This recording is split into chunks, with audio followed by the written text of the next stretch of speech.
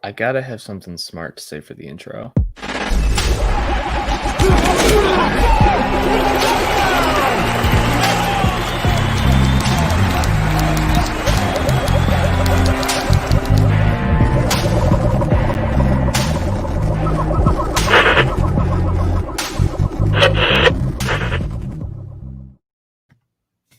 And if that's playing, y'all already know it's time for another edition of the Roto Hackers podcast.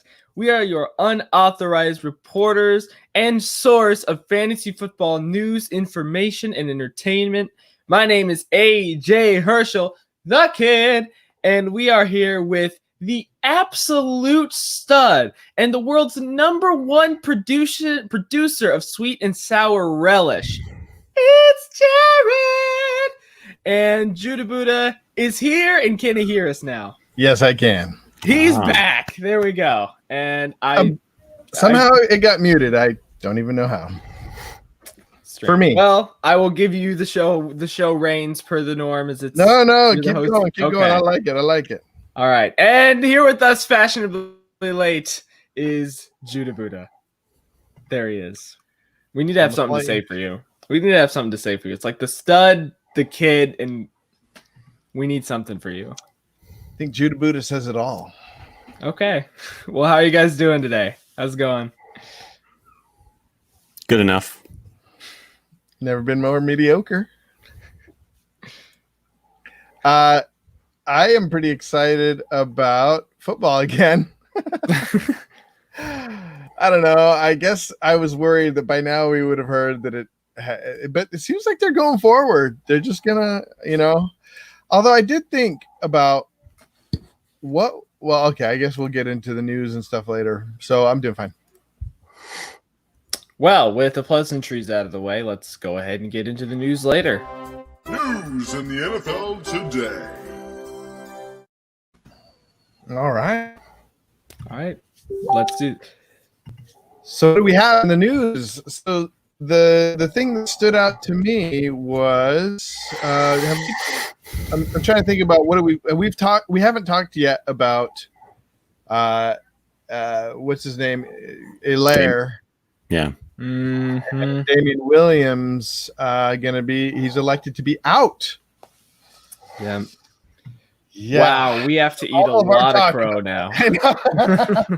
Well, we have known? No, I mean, there's no way to know who's going to opt out. Mm-hmm. I mean, unfortunately, that was looking like a good little late round steal. Damian Williams, and now I think it just, in some ways, I think it makes things even more complicated. Because I think it was going to be him and CEH. I don't know what the split was going to be, but now with him gone, CEH is going to bump up in a lot of drafts to be a not only first round pick, but I've done a few best balls since then, two best balls since then, and one of them he went fifth overall. Oh, so are you serious? Yeah, and I think that's going to happen regularly. Is just he's gonna be in auction drafts. A lot of auction drafts. There's probably going to be one guy who's willing to pay, Ezekiel Elliott type money for him. So I think he's going to be almost cost prohibitive because there's still a risk there where, they've still got, they signed DeAndre Washington. They've got Darrell Williams who filled in some last year. Darwin Thompson's still there. They could always sign someone like Devonta Freeman. So there's still just too much of a risk for me to spend that kind of capital on him, now probably even more so than when he was a third round pick, Mm-hmm. I think there's a real possibility he could pay off his fifth pick overall. It's just like you said, though, that would mean that he would have to get the load of the share, not the heaviest load. And on top of that, they've lost a couple of offensive line guys too at the same time.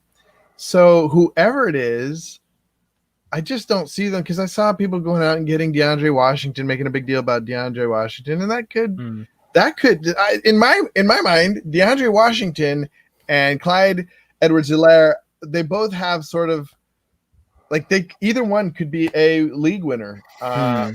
Maybe not like DeAndre Washington doesn't have the skill, but he has the pass blocking experience, at least, you know. And so I'd rather take a flyer on DeAndre Washington or any of the other guys rather than spend if it's between CEH and taking someone like AK-47, Alvin Kamara. I'm taking Alvin Kamara 100 times out of 100 over Clyde Edwards-Helaire. It's not like CEH is a bad running back, but I feel like I remember when Zeke got drafted, whatever, like pick 5 or whatever by Dallas, and he was going pick 5, and I was really, I didn't draft him like anywhere. Granted, I was only doing like 2 leagues at that point, but I didn't draft him anywhere because I didn't trust, oh, hey, we've got a rookie running back going in the first round. Why wouldn't I take an established player already? And he turned out to be incredible. The problem with CEH going a first round pick for me is that they already have so many weapons in Kansas City. We've talked about this a million times over, and that's the danger with going with anyone, because you never know, are they going to get 30 points today or are they going to get 5? And when I could get a guy like Derrick Henry in the first round, who I know is just going to get the ball 15 to 20 times a game, it's so much safer of a pick than Clyde Edwards-Helaire. Yeah. I like the guy, but the situation is not good enough for me to take him as a first round pick right now. Maybe even if it wasn't COVID, if it wasn't 2020, I may even be more convinced to take him. But nobody's getting any playing time, and I listened to. Have you ever heard of Ross Tucker? I've heard the name. He's a commentator. Sometimes he has his own podcast, but he said we're going to find out really quick who learns well on Zoom and who doesn't. He said a lot of people, they need to be body to body. No problem. They need to be there physically and running through the plays, you know, body to body. And those guys are just, you know, if they're just like looking on Zoom and like, I don't like this, you know, I don't know why I made them Southern, but because I'm Southern now. But anyways, so he had some really good takes this morning, which I thought was really interesting, because they were talking specifically. I want to check really quick if we have any news, but specifically about COVID and not having all the practice in the off season. Yeah, and we've said this like 4 times at this point, that this is going to hurt rookies more than anything else. And it'll be really interesting to see how veterans cope, who know the offense and who know the teams comparably, because they're a much safer pick, in my opinion, than a lot of the rookie running backs that are coming out right now. Especially because you don't even practice with the offensive line. You don't get to practice your snap counts with your team. It's going to be a lot harder for them to gel with their offense. Yeah, well, the interesting thing, 2 interesting things that he brought up. One was that he is fading all new coaches. So anybody who has a new coaching system, he's fading the team. Particularly with anybody that. So if you have a new coach and a new like a rookie, he said it's just gonna be really tough coming out of the gate. The other thing he said was, I thought this is because he used to be a professional linebacker. He was I think right. I don't know. He was O-line guy. O-line. Okay, that's different. That's offensive line. Yeah, it's literally the exact same position. And he was saying that when he came back his second year, he had been in the gym all summer, and he had been practicing with some of the greats all summer, and he had shaken off all this, like the jitters of being a rookie, and he felt like he could face anybody because he had been practicing, with these guys all summer. He said he doesn't think, he says a lot of second years are going to still have their first year jitters because they're not having the opportunity to take it up another level over the summer. I thought that was interesting. Does that include coaches too? Because then in that case, you'd be souring on the Bengals a lot with Burrow going into year 1 and Taylor going into year 2. He's talking specifically about coming into the league and seeing who you got to face, and just having the like butterflies of being in the NFL. He said that's going to continue, probably not as much, of course, as being a rookie, but you're not going to be able to knock off as much. He was saying he didn't think they'd be able to knock off as much of the starstruckness and the like, I can't believe, like I'm intimidated by facing Bradley Chubb or something like that, Yeah. What do you think, Jared? I missed the first part of that discussion, but I think I kind of got the gist of it. Kind of tying it back to CEH and I guess all rookies in general or whatever. It's going to be a weird season. No preseason. I don't know. I don't know how much I had to add to all that since I didn't catch all of it. But I agree with the gist of it. Well, I guess I was talking specifically about second year.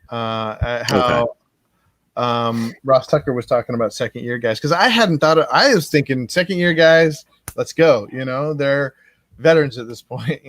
They've seen it, but I forgot about how much goes into that summer. Where you're putting in a lot of hours with other players from other teams. And you don't feel so weird about the defense because you know them, you've played them, you've played with them, in scrimmages and stuff. I don't know. I mean, I think at least in like individual workouts and stuff, they've been getting together, so I don't know how much I would put into the second year guys. Now, second year guys who maybe didn't have that much of a role in the first season, like a guy that, I picked up in some leagues this morning, but I'm still iffy about him is, N'Keal Harry, who's going into his second year. And so, if you look at the Patriots situation, he was drafted at the end of the first round last year, but he was hurt and, just the Patriots offense didn't do well. Going into this year, then, they've got Cam. It was looking like, it might be Jarrett Stidham, and that was even shakier, of course, than Brady being there last year. But then you've also got Marquise Lee just opted out. The Patriots got him in the offseason. So N'Keal Harry is somewhat interesting, but he didn't play all that much last year, and he didn't play very well. And he didn't play that well. You've got Edelman, I don't know, with him being a slot guy, that how much of that is going to be Cam's game. I mean, in Carolina, Cam has thrown to his tight end a lot. He's dumped off to McCaffrey a lot. And then he tends to like to throw the ball down the field to, someone like, Kelvin Benjamin that year that he broke out, or Devin Funchess or somebody like that. So that kind of, gives me some hope for N'Keal Harry, but at the same time, he was hurt. He didn't play that much. And so I don't worry as much about someone like DK Metcalf or Terry McLaurin or Darius Slayton, who, all got a lot of time in that first year and produced pretty well. But someone like Harry, who's, a second year guy technically, but in some ways it is sort of kind of like still a rookie year for him. That does kind of make me worry for guys like him. I think that's a good point. Yep. Well, do we have any other news that we wanted to tackle? I think there's, go ahead, AJ, whatever you got. I was going to say, I know that we were all worried about it first time, but now Tampa has an even shadier backfield. Right. Which that is the easiest banner to make. You just stick Shady in front of anything. And it works. Oh man. Yeah, they were talking about how in the offseason he's taking over the backfield, it looks like. Or he's getting not taking over, he's a part of the backfield. He's a big part of the backfield. Yeah. Yeah, I don't really love any part of that backfield. I had come around by a week or so ago. I had come around to liking Rojo a little bit better. And then this happens, and I'm like, ugh. Yeah. Because LaShawn McCoy, I think, is 32 years old. Ronald Jones didn't impress me. Keyshawn Vaughn will come back, I assume, off the COVID list sometime soon. And that's just none of that is particularly appealing to me. Yeah. I had mentioned as a joke on our last podcast about if they signed Devontae Freeman and used like him, Rojo, and Vaughn on a cycle. And I said that as a joke. I didn't mean for Tampa to take me seriously with LaShawn McCoy, but whatever. Oh my goodness. It's almost like a more annoying version of Baltimore's backfield to me. Because at least with Baltimore, someone has a chance of becoming number one. And I had taken, in a lot of mock drafts, I'd taken Keyshawn Vaughn late a lot because I feel like he was going to be the big goal line presence because that's what he did in college. He was a great pound the rock goal line rusher. And I was like, okay, cool. I think he's a good value for where he's at. Now you've got LaShawn McCoy, and I don't know what he's going to do in that offense. And I don't want to touch it anymore. It's man, unless someone explicitly comes out as number one, or maybe I grab one of them late as like a handcuff just in case one of them gets COVID and is out for 3 weeks. I don't want to touch it at all. Yeah. Well, and I mean, with Baltimore, look at how much they run the ball there. I Right. mean, even if Mark Ingram only gets 55% of the touches, he's still a solid player, not someone that I would want to take in probably the first at least 4.5 rounds. He might be more of like a 6th round pick for me because even by the end of last year, he was pretty touchdown dependent. It was a lot of like 50-yard games with 2 touchdowns. But if he didn't get those 2 touchdowns, he wasn't, producing a whole lot for you. So Dobbins coming in makes me, worry even more for him. But you figure they're just going to run the ball so much that multiple guys can produce there. But Tampa, with Brady, with all those weapons, with Godwin, Evans, Gronk, OJ Howard, and I mean, if they keep it anything like the offense that Brady's been in before, and really, I guess even, what Bruce Arians has run, you combine those two together and there's no real reason to believe that suddenly they're going to, hand the ball off more. So, it's a no for me unless something happens there unless they say that one of them's going to get 75% of the touches or something. Right. One of the things that came up was, so of course, Ross Tucker being an offensive line guy, he talked about a couple offensive lines that he thought noteworthy. The biggest one was Colts.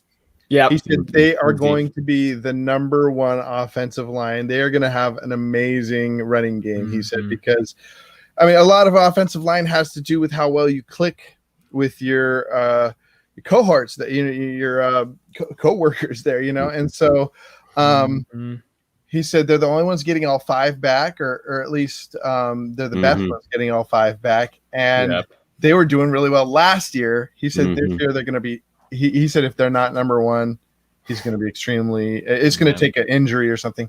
And then the other one he talked about was the Browns. He doesn't think the Browns is going to be very good. He's worried about the Browns. They're losing a couple guys, and it's one that people are a little too high on, he said. Yeah. So and too high. Someone's too high on a part of the Browns? No way. Well, and the other one was the Eagles had great offensive line last year. He thinks they're going to be pretty bad. Yeah. That's strange. Because Cleveland, I could see because they've already had 2 offensive linemen opt out. Yeah, that was the main thing. Yeah. And then just on top, and then so I could see them not being good. But Phillies, that's interesting to me, even though they do seem like a team who's more is more likely to run it outside the tackles than they are between. So I mean, I get it, but well, they got rid of their offensive line coach. Oh no. He didn't like the Philly. I forget what his reasons were, but sorry, I can't. What's it called? They got Jason Peters back too, right? They got Jason Peters back. The Bears, he was so low on. He said they're going to be an awful line. They got rid of what he thought was a really good offensive line coach. I forget what his name was, and they lost Long. They lost a few players that he said it's going to be because of the shifting around. Mm-hmm. He said it may be that over the, whatever they've been practicing, because he mentioned one guy has to go to the other side and practicing using his other hand. He said, these little things can make a big difference on the offensive line. It kind of opened my eyes. I'm like, because to me, like, you switch hands, what stance you do is a big deal. But he was saying those little things, the direction you go, you practice it so much that it can throw an offensive line off. Yeah. Well, granted, with the offensive line coach thing, the new coach they hired has worked with Matt Nagy before, I think. Yeah, if I remember correctly. He has worked with him before. So he's got experience with him. But yeah, we lost Kyle Long, and we still have Cody Whitehair and Bobby Massey, but Charles Leno Jr. did not have a good year last year. And yeah, I don't want to say I agree with it, but it does concern me. Yeah, and Tampa Bay's offensive line is just kind of middle of the pack. It should be all right. I'm kind of curious about picking up some Shady. I don't know. I'm not going to pick him up, but like keeping an eye on him might be a nice little pickup later on. Do you guys know where he's going? Like right now, just 2 days after they signed him, is he going anywhere yet? Not going anywhere. No, okay. I don't think he's been picked up by. I mean, I haven't seen anybody draft him yet. Have you, Jared? No. I haven't even seen anybody pick him up off the waiver wire. So there's just so many like flyer running backs that it's. I mean, Nakeem, what's his name? Hines, Naheem Hines. You got White is on the waiver wire. You got Darius. Who's the guy for the Patriots? There's all kinds of flyers. There's 5 guys for the Damian Patriots. Harris. No, there's not 5 guys. There's 5 guys on the Patriots. There's 3. There's Damian Harris, White, and Sexy Rexy. Okay. And Sony. Well, he's not. He's starting on the pup. But he'll still be there either way. Yeah. Well, but have they confirmed that he'll be? I mean, I know he's on an injury list right now, but I mean, is he going to do have they confirmed that he'll be out for like the first 6 weeks? Or he said that he's going to start the year on the pup, but he may not. I don't know. The pup doesn't necessarily mean the first 6 weeks, right? Or does it? No, it just means currently at the moment he's not able to play. No, but if he starts the season on the pup, does he have to stay out 6 weeks? No, I think that's IR. You have to sit out 8 weeks. Okay, yeah. So he'd probably still play, but is there any other news that you guys caught? Well, the other news is we finally got a decision on Antonio Brown. Yeah. He's just suspended for which was just what I thought it would be. He's going to be out for like half the year. Yeah, it's exactly half the year. So he's suspended for 8 games. So I guess teams can now sign him. So, and he's owned in I think every single one of my leagues. And you've got to be kidding me. I mean, to me, like I had 2 where I picked him up in where I had done sort of top heavy auction drafts where I spent most of my money on a handful of players and then had, cheap players towards the bottom of my roster and had somebody I could drop him for. I'll hold on to him for a little bit to see like who he signs with and some of that stuff. But man, that's just a tough. That's a tough because I dealt with Antonio Brown last year in a couple of leagues. I really don't have a desire to do it again. You know, and you got to think, you know, that's a roster spot that's just going to be eaten up for a guy who's not going to play for at least 8 weeks. On the other hand, though, if they have COVID spots or like just extra IR spots, it might be kind of a nice little stash. But he'll be inactive, and so I don't think you can stash him in an IR spot. I think that's just for injuries. Yeah. Well, it depends on what league. Inactive, he'll be inactive. Yeah. I think you can still stash him. No, because like Kareem Hunt last year, I don't think you could with him. Okay. Yeah, so it's a tough spot, you know, because I mean he's so good that you would love to have him be able to come in halfway through the season. I mean, if people are drafting, you know, people are still drafting Debo, and he's gonna miss, you know, half the season probably. So, but at least like there, he's established in an offense. AB isn't even signed yet. Well, AB being established in the office doesn't really worry me as much as him just going back to everything that he was doing before, you know. So that's the other thing too, is, you know, you could be waiting around for him and then all of a sudden he reverts back to, you know, the Antonio Brown who was making all the headlines before all the craziness, before his craziness spread. Maybe he's like patient zero for the craziness that's gone out into the world. It all started with AB. It did. And so maybe he's like a typhoid Mary type thing where you know his craziness just spread out into the rest of the world. Wow. So I don't know. Anyway, but so that's what really worries me. I mean, I think he's, you know, just somebody. I mean, that first game in New England where he just like showed up. I mean, granted, they were playing the Dolphins, but, you know, he just showed up and had like 70 something yards and a touchdown. So, but it worries me too. I'm also kind of interested to see where he lands because it worries me for, you know, they're talking about possibly Seattle, which would hurt DK Metcalf and Tyler Lockett for the second half of the year. They've said, I assume this is because of the Tom Brady connection in Tampa, but they've talked about Tampa. I mean, that would, to me, be a weird fit that would probably not work well. I can't imagine AB being okay with sharing that many targets with Chris Godwin and Mike Evans and Gronk and all those. Weird.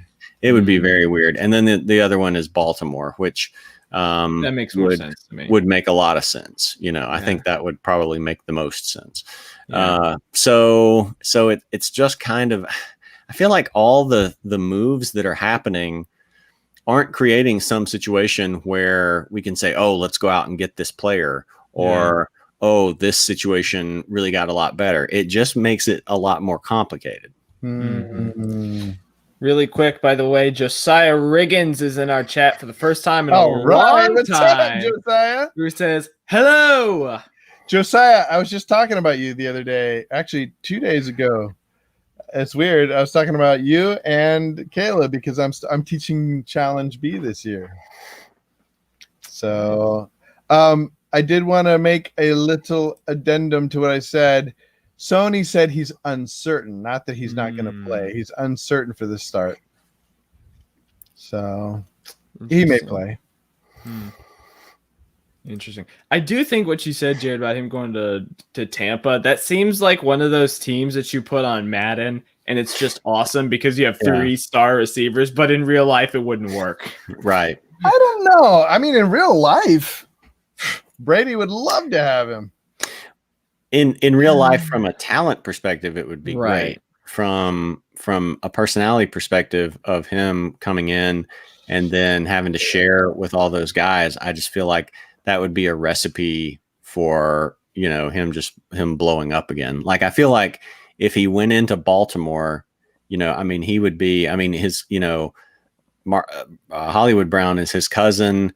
They could probably have sort of a friendly rivalry. He'd probably defer to Antonio somewhat. I mean, it just being his second year. So I think Antonio would be kind of the unquestioned number one target there. But, you know, I don't know how it would work some of these other places. I don't know how it's going to work anywhere, or if we will even get to that point, or if he will do other stuff that will, derail that from ever happening. Oh my well, God. yeah, that was the question that came up for me is why hasn't anybody signed him then? He got the definitive 8 weeks.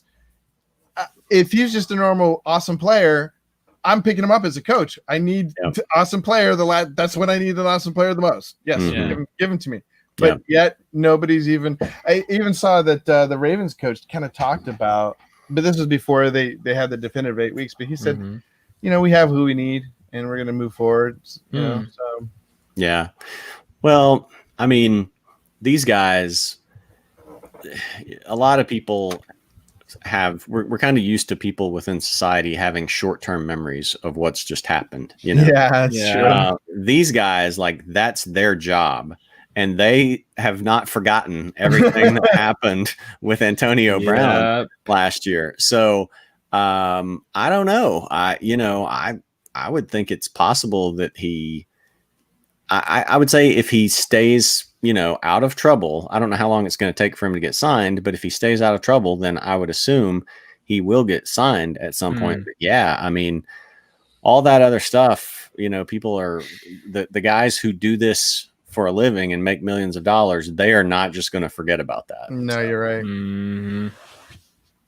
There's one other little piece of information that I thought was interesting, maybe one or two, but one I want to talk about because it's confirmation bias for me is that Jarvis Landry, his week 1 availability is iffy at this point. He underwent hip surgery in February, and so a lot of times these surgeries can go a long time. So I'm loving it from a main man. A DB. Okay. That's all I got. And the other thing was that it looks like Will Fuller will be playing. He will be starting. Oh, boy. And he looks like he's 100% from his groin surgery. So all my shares of Cooks, Brandon Cooks are not looking as hot. Just give it about 2.5. Just give it about 2.5 quarters. And or maybe, I don't even know if we need to get to week 1, just maybe give it a handful of practices and Will Fuller will be right back to where he was.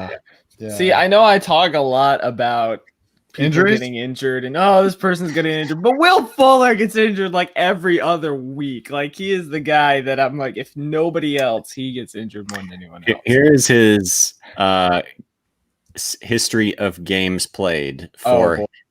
He's now been in the league for 4 years. Wow. He's now been in the league for 4 years. So he played 14, 10, 7, 11. Whoa. Wow, that's not good. So he's basically averaging 10 point something games per season, playing about 2/3 of the season. And so that's not good. He last year he had a career high in yardage and receptions, and he had 49 receptions for 670 yards. So he's one of those guys, like, because we saw what he did in year 1, I mean, that was a pretty promising start. And then in year 2, with a limited, time, he had 7 touchdowns in 10 games. And so his yardage wasn't much. It was just 423, but he was a favorite target of Hopkins. And then year 3, 7 games, he had over 500 yards and 4 touchdowns. If you project that out if he played a full 16 game season, you're looking at 1,100 yards, 9 touchdowns probably. But it's hard to trust him. So I actually just looked up his injury history in the NFL. And in the NFL alone, since 2016, he has had, oh my goodness, he's had 11 different injuries just in the NFL alone. 5 of them to his left hamstring. There is a 97% chance of injury in 2020. I don't want to touch that at all. It's different when someone like AJ Green gets injured. It's like, oh, now it's a foot injury. Oh, now it's a shoulder injury. Oh, now it's a hand. 5 injuries to the same hamstring. Are you serious? Yeah, but I think can't you get him for free? I mean, isn't he just like? No, he's like an 8th rounder. Oh, is he? 8th to 10th rounder somewhere in there right now. I wouldn't touch him at that level. Yeah, I don't remember what he's going for in auctions. I think pretty cheap in auctions. I think he's probably a pretty solid value in auctions, maybe a few bucks. But you can't just get him in the last couple rounds or off the waiver wire in snake drafts. Okay. Well, then forget about it. Yeah. Because you could get so much value just off the waiver wire that is better than him. Yeah. I'd rather get a rookie. Oh, sorry. No, that's fine. I think you're going to say the same thing I was. Go ahead. I was just going to say I'd rather get like Jerry Jeudy or Justin Jefferson or like your guy Jalen Reagor instead. Than just get someone who I know is probably going to be healthy, who's a solid number 2 and can develop over the year, rather than a guy who I know has a 97% chance to get injured this year. Yeah, same. Yeah, Will Fuller. Yeah, he's going 8th round. No. I'd rather have Tyler Boyd. I'd rather have Julian Edelman. Yeah, I'd rather have Mecole Hardman way more. Marvin Jones, obviously. John Brown, not John Brown. I don't know what's going to go on with his sickle cell. Christian Kirk is somebody who I've been liking to pick up if I need a wide receiver, some wide receiver depth. There's no way I'm picking up any Will Fuller. Well, is there anything else going on? Unless anything else exciting has happened this morning, I think we've pretty well covered it. We've just talked about a lot of this stuff so much. Oh, I did see.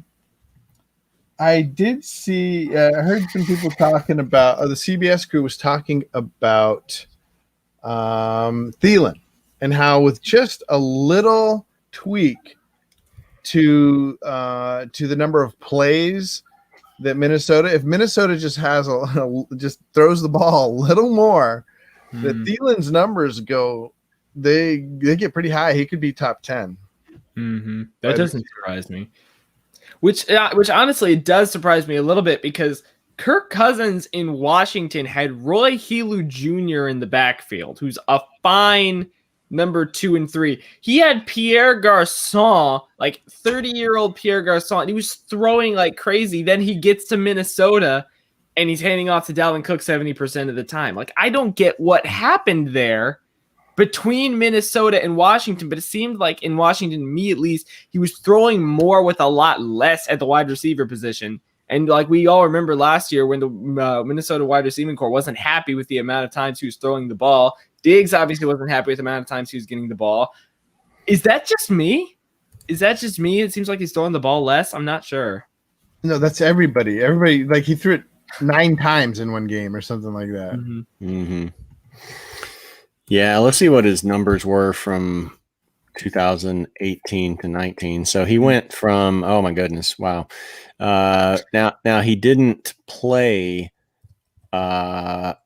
in one game. I don't remember how he got hurt or when he was out. But anyway, so he only played 15 games last year instead of 16. But in 2018, he threw the ball 606 times, which he for the 4 years prior to that, he had like alternated between, this is like eerie.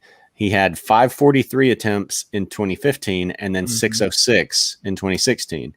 And then he had 540 in 2017, just 3 fewer than 2015, and then 606 in 2018, the exact same number as 2016. So he had been on some weird like alternating pattern of even and odd years of almost exactly the number. Anyway, last year he threw the ball 444 times.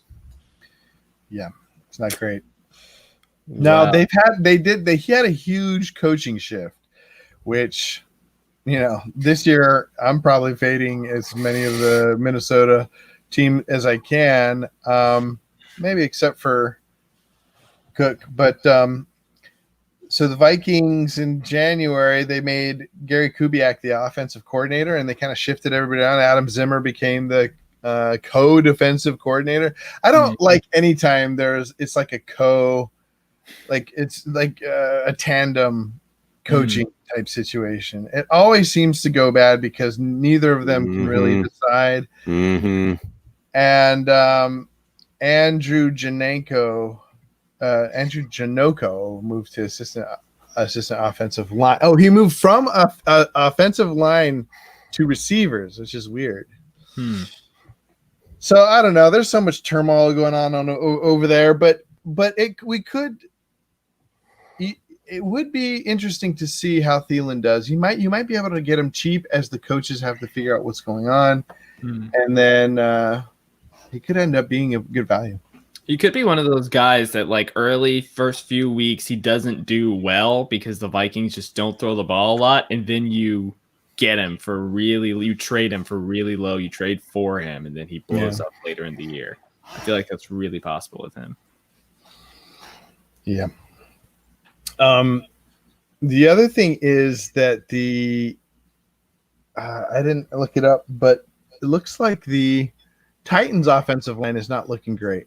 They lost a player. Really? He opted out or something, one of their offensive linemen, or they lost him or something like that. They were talking about it this morning. And that worried me. They did. They lost one of their offensive tackles. Yeah.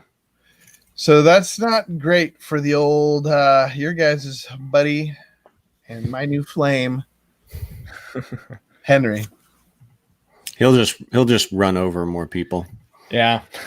He'll start out on the offensive line. He'll just take that spot and he'll pancake his guy, and then they'll pitch the ball to him, and then he'll just run with it. Mm-hmm. Nice.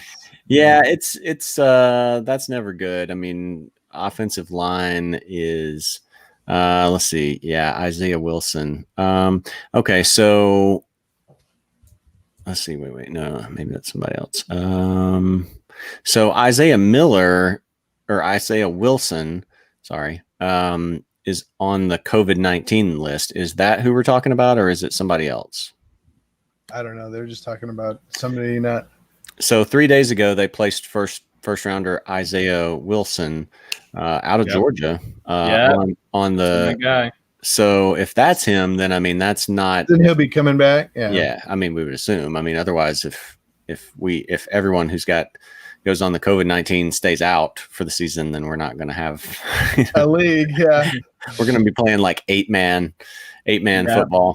Yeah, but it may mean they take a little while at the beginning to really gel.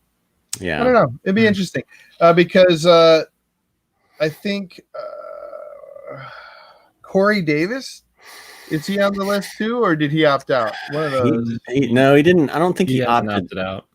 Okay, so he's on the list too. No, he's on the. Let's see. No, he's not on COVID list. He was. Let's see. What was it that he? Okay, so this little article says it's unclear why. Corey Davis is. I mean, he just hasn't produced that much. Right. I mean, for fantasy, it doesn't really matter as far as Corey, but it does matter. They don't have a very good receiving core. I would disagree. I think it's good enough for the way that they throw the ball. I mean, you got to think like Ryan Tannehill's not. That is such a run-heavy team. Ryan Tannehill's a mobile quarterback, and I think that offense is designed to have one guy that you throw to, like an A.J. Brown, and a tight end like Jonnu Smith, who I think is going to, kind of step up into that void with Delaney Walker.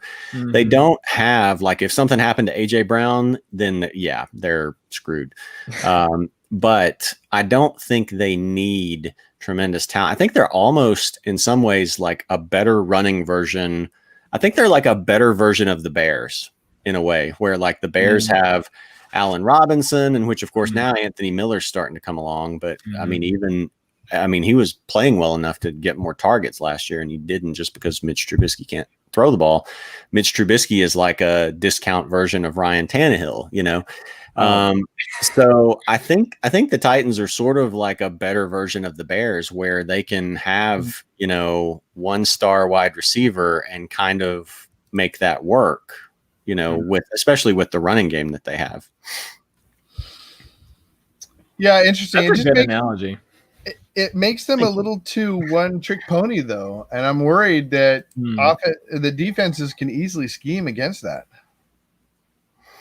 Derrick Henry's just going to knock them all down. Oh, that is kind of how they played all offseason, though, because like we look at last year's playoffs, and you think Baltimore, with their ridiculously, stupidly stacked defense, would have been able to stop them, and the Titans' defense was under the radar, really good last year. And so if their defense stacks up, their running game produces, Tannehill only needs to throw 15 times a game. The Titans' way of playing forces you to slow your pace down and beat them at their own game. Or you're the Kansas City Chiefs and you just come back against the Titans and the Titans blow a lead. But that's great. That's great for winning, but that game was not great for fantasy. Maybe unless you had, you know, and for Henry, it could still be great. But like for Brown, for against the Chiefs, you mean? Yeah, but I mean they're not playing. I mean, they're not playing the Chiefs every week, so they actually have a really good schedule. We've talked about that. Yeah, so that does. Yeah, and to me, the thing is, like, I didn't really draft a whole lot of Henry last year, basically for this reason, because what he produced over those final 4 games or so of 2018, I'm like, okay, well, that's a short sample size. Teams are going to learn to stack up against that, and they just couldn't, you know, and so he just was able to keep doing it. So being able to see him do that over the course of that full season plus 4 games of the previous season, like at this point, you know, I mean, maybe he falls off, but you know, and I guess to draw another comparison, you know, I guess it kind of reminds me of, I think I've mentioned this before, of kind of like a Marshawn Lynch Seattle situation, you know, where I guess maybe the Titans are somewhere between that Seattle team and the Bears, to where, you know, the Titans don't have Russell Wilson, you know, but Seattle's not had great receivers, you know, and so they were pretty well. Doug Baldwin at his peak, to be fair, Doug Baldwin at his peak was really good. He was good.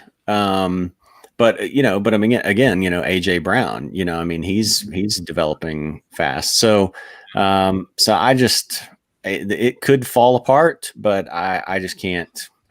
I got off of the doubting Derrick Henry train pretty early on last year, and I'm not getting back on. That's a really good, and I keep thinking about that, like in between Seattle and Chicago. That's such a good analogy. Oh my goodness. I'm good. Man. I'm good with analogies. You don't want to see my analogy for Judah.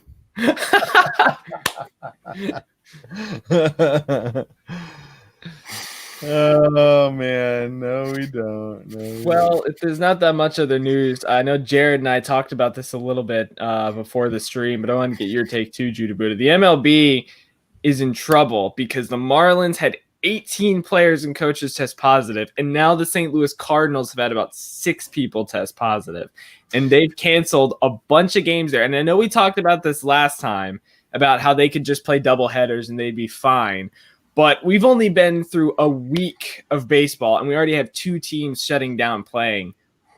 Does this worry you at all for football, which is a fully contact sport with 11 on 11 instead of 9 people spread out over a field? Does that worry you guys at all? It's got to worry you a little bit. You know what would be more worrisome is the first death is really going to be interesting. There's going to be a death. Oh, the first death. Sorry. The first COVID death in professional sports is going to, no, don't just go to me. It's going to be interesting because we haven't seen any deaths yet. I mean, cases are scary.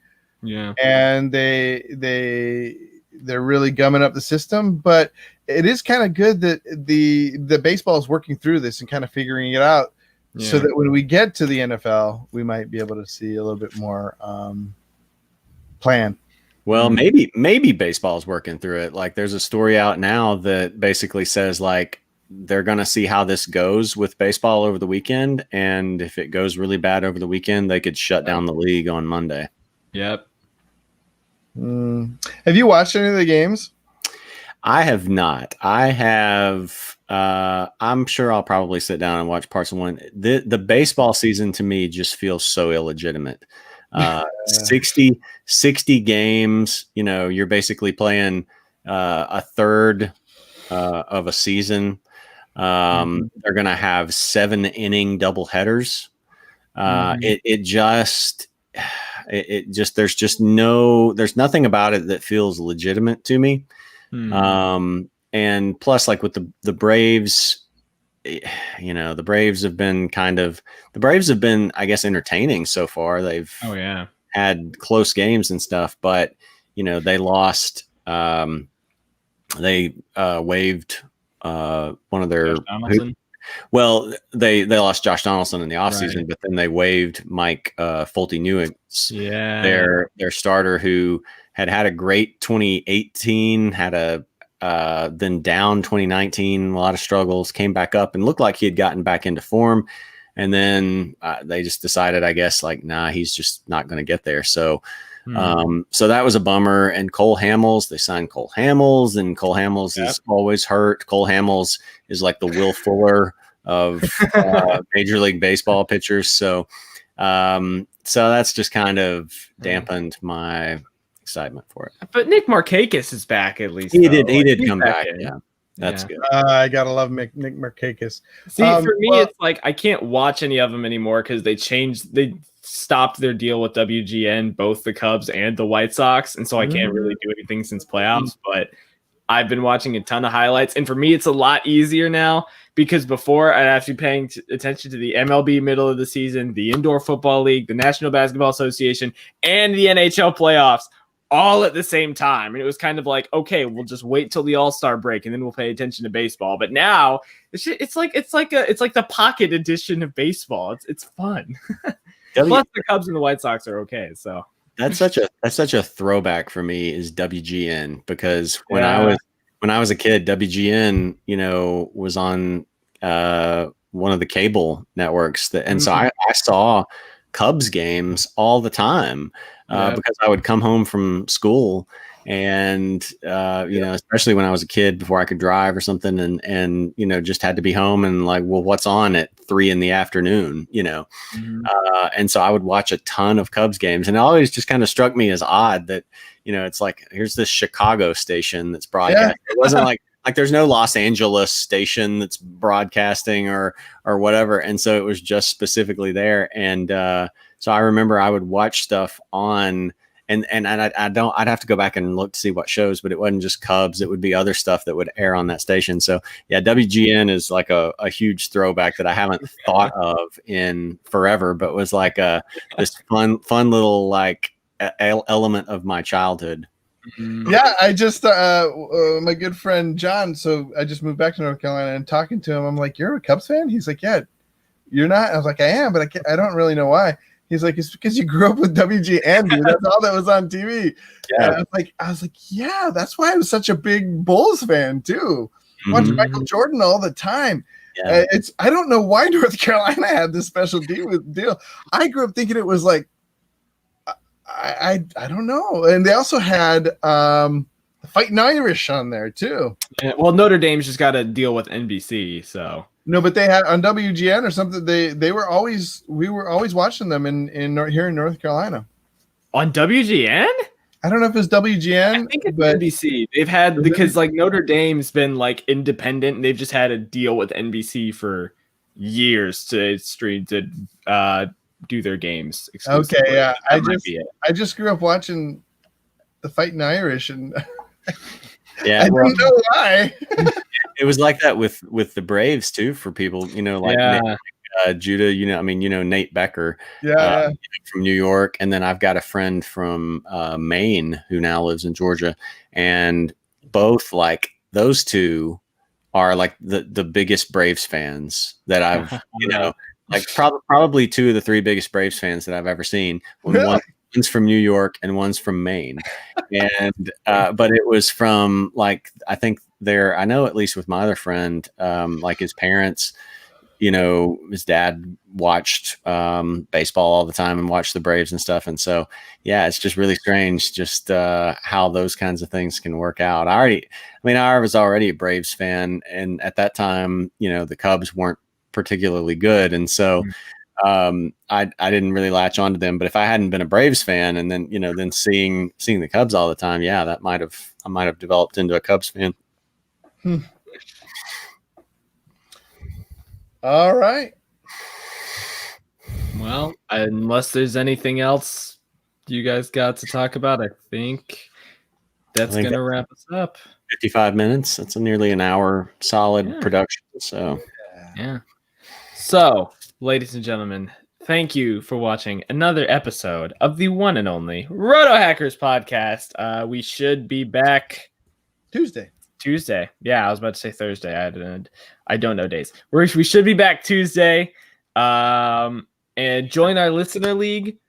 We'll have to put that down in the comments below or somewhere in the description. Join our listener league. We're trying to fill that up. 4 spots. All happens. Yeah, four spots or 6 if we expand it to 12 if we get enough people.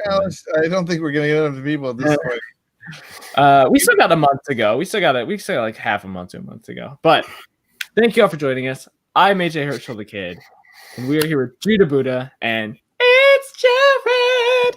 And we will see you next. Oh, and right at the end, there he is. Ben Father shows up right before the whistle. There he is. I like that profile pic. It looks like he just scored the winning touchdown in an intramural football game. That's it's good. All right. On that note, Ben's in the league. Yes, he is. Okay. He is. Ben, the guy who got him. 710. Is Ryan? I don't know yet. Battle Royale's in it. Okay. I don't know if Ryan's in it. I don't know. Yeah, we need to get Thomas H. and I'm trying to think who else comes on here a lot.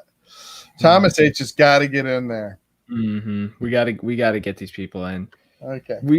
We'll see you guys next time on Tuesday on the one and only Roto Hackers podcast.